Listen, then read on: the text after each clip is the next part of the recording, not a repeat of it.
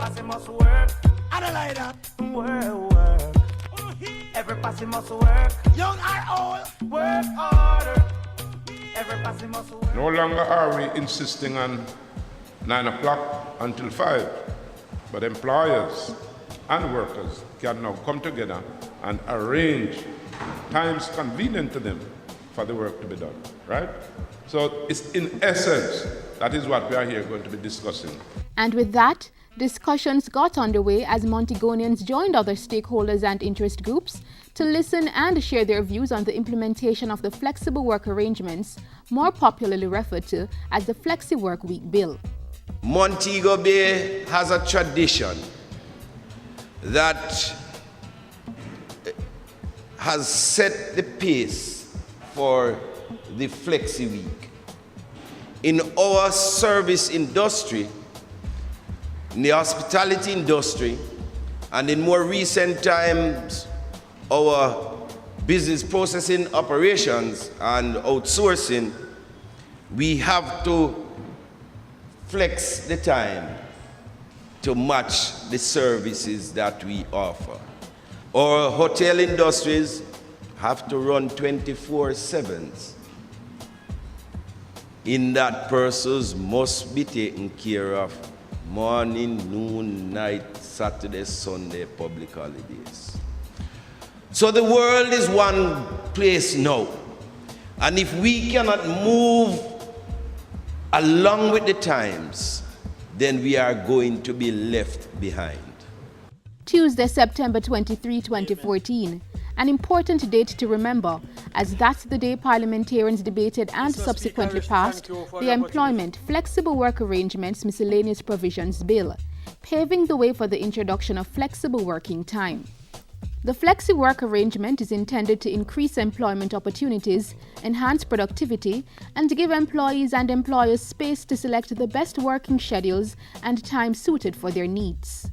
This is part of the exercise that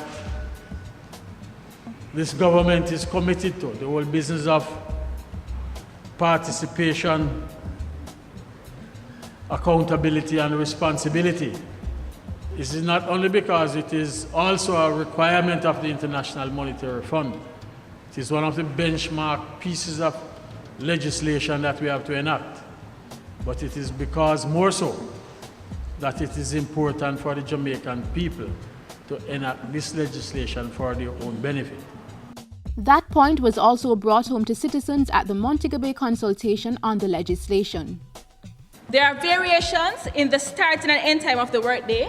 So some persons could be starting 7:30, some 8:30, some 10:30. There is room for negotiation of the number of hours to be worked each day. Is it going to be 10 hours, 8 hours still, 12 hours, for example? The employer and employee could also negotiate the number of days the employee should work each week to complete the 40 hours. So it would not have to be 5 days. Persons could agree to work to complete 40 hours over 3.5 days, for example. You get to the 40, but different ways to get to the 40 hours. And we are in fact very heartened that we are now seeing very concrete steps, not just on the issue of the flexible work arrangements, but all the attendant legislation that will impact how people work. We also ask that the rest day be a 24-hour recognition. Why do we ask for that? Because we recognize that part of the church's population to worship on a Saturday. And for them, their worship time is within a 24-hour span. So we have asked, and that has been done, I want to say, appreciation for that. And it will be placed in the Industrial Relations Act to protect the worshipper.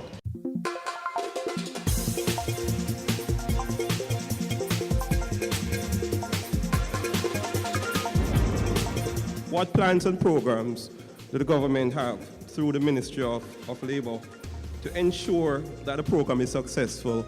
It is our responsibility at MLSS to monitor its implementation.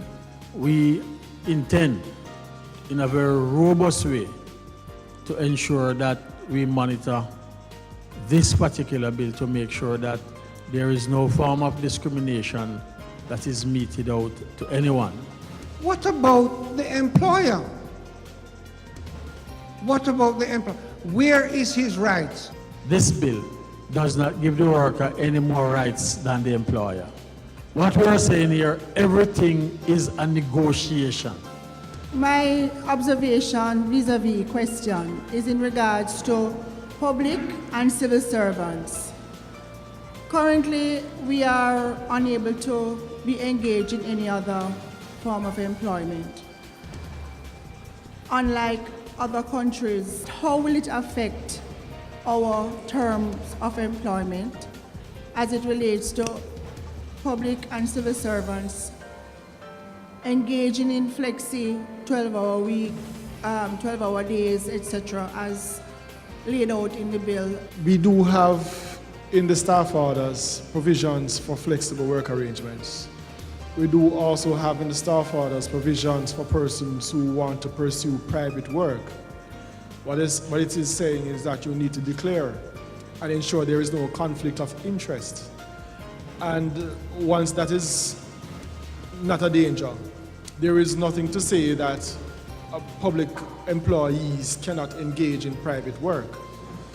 However, we have asked for some more deliberate wording to be put in there.